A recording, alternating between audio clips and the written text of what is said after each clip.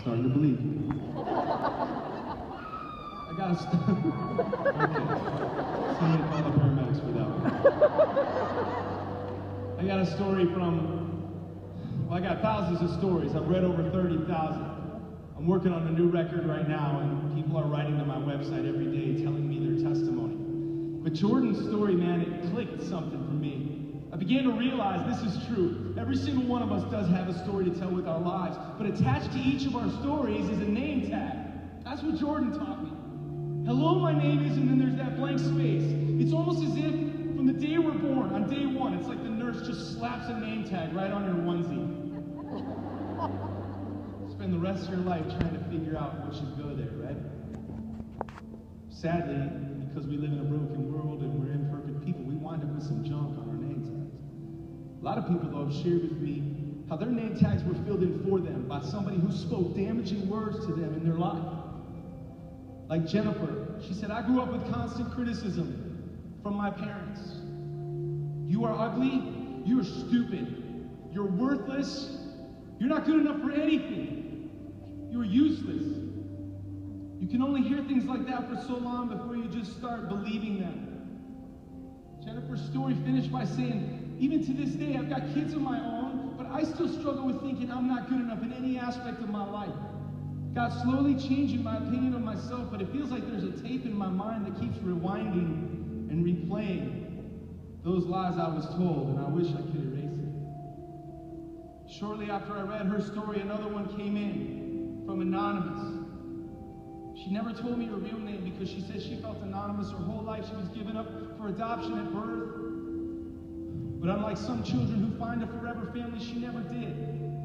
So for 18 years, she searched for her birth parents, thinking maybe I could find them and maybe have the relationship I've longed for my whole life. After 18 years, she wrote to me, she said, I found my birth father, and he agreed to meet with me. We made arrangements to meet at a restaurant, and I was so excited on my way to meet him for the first time. But then her story took a turn, a heartbreaking turn. When she finished her story by telling me, she sat down and looked her birth father in the eyes for the very first time. And one of the first sentences he spoke to her was this: you were just a mistake. She said, I've carried that as a heavy weight my whole life.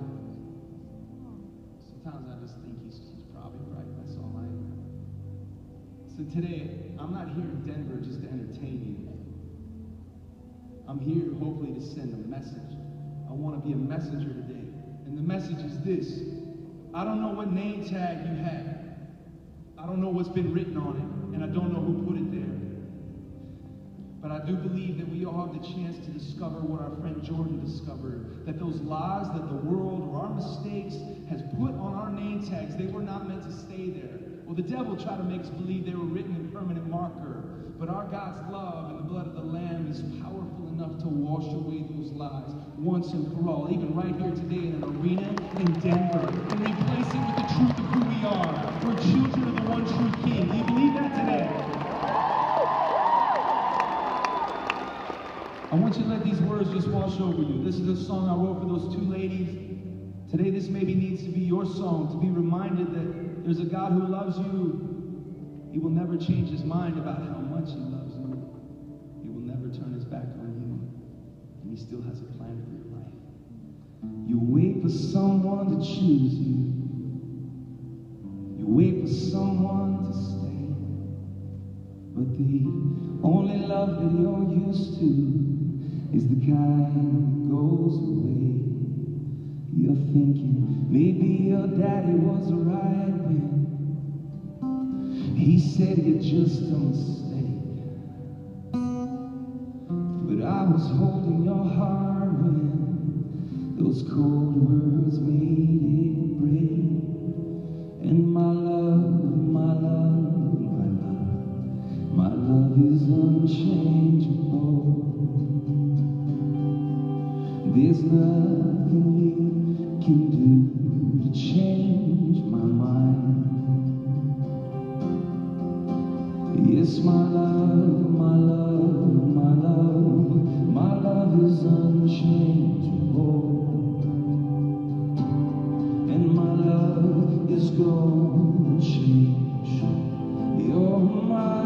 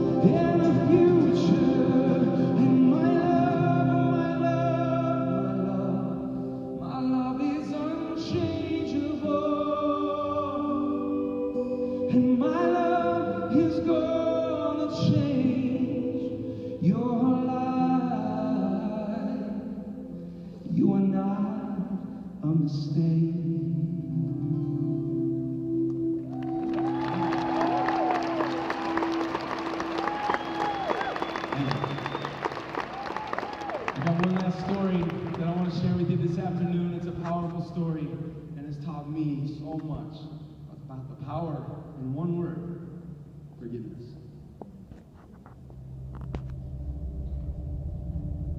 Eric Smallridge killed my daughter, but I had to learn how to forgive him in order to heal. Renee's story was about how she lost her daughter. Her daughter was killed by a drunk driver. That drunk driver was a 24-year-old kid named Eric. Eric was sentenced to 22 years in prison for the crime he committed. I'm only sorry to your families. I don't want to my life. I forgive my life.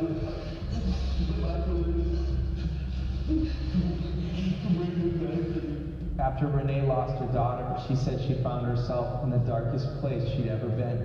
This guy Eric was behind bars, but she said she felt like a prisoner. Why? Because she had all this bitterness and hatred built up towards that young man who stole the life of her daughter.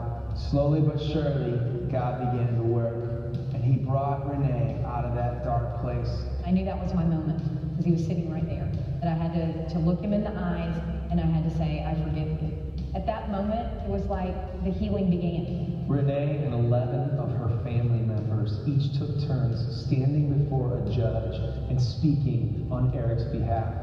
They asked the judge to cut his sentence in half so that he could start a second chance at life. Eric, you were sentenced to 22 years back in 2003. So how is it that you're here today? It's only by the grace of God that I'm here today. Do you think about Megan and Lisa a lot? Every day. What goes through your mind when you think about these girls? They had a whole life ahead of them. It was Mother's Day that it happened. So, two potential mothers to be taken off this planet. Two mothers that would have made a difference. And so, what I'm doing right now is in their memory. And what I'm doing is what they would have done. And that's made a difference in this world. You know, I have this in my pocket, and I just wanted to pull it out and show you what my flesh did. It put this name tag on me. You know, I said, I'm Smallridge, P22679. And that's what my flesh did for me. But forgiveness, it changed it all around, and it let an inmate out. And as the song said, it set a prisoner free. Out of the darkness of bitterness and into the light of forgiveness.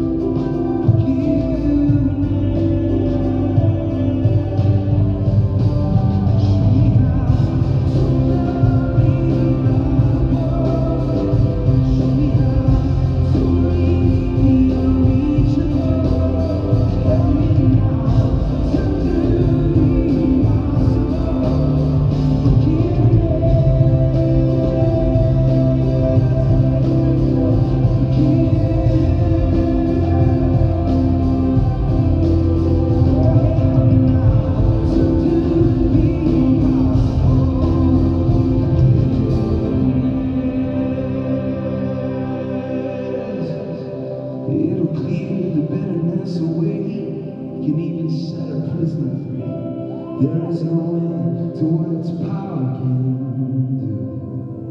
So just let it go and be amazed by what you see through eyes of grace. The prisoner that really frees is you.